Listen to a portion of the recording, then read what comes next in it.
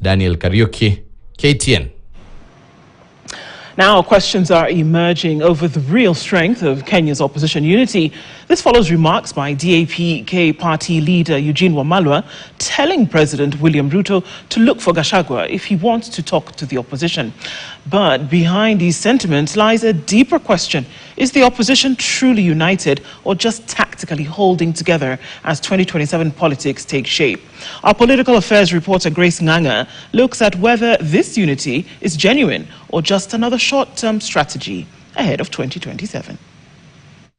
By DAP Kenya party leader Eugene Wamalwa that President William Ruto should consult former Deputy President Rigathi Gachagua if he intends on engaging any of the opposition allies could have been more than a political banter, as it revealed the fragility of the opposition politics ahead of the 2027 general election. Nasikia nyinyi wawili mnatafuta na Kasongo.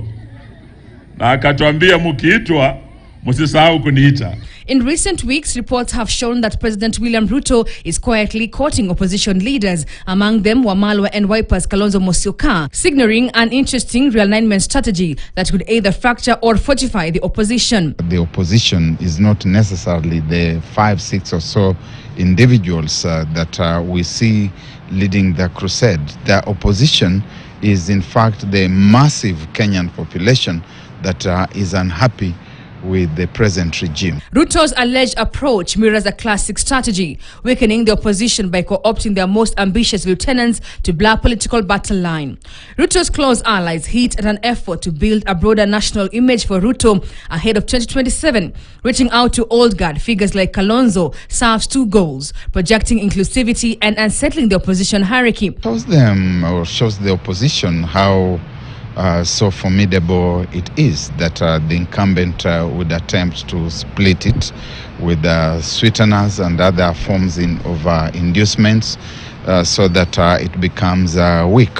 For Kalonzo, any engagement with Ruto could arise one key question: is he positioning himself for relevance?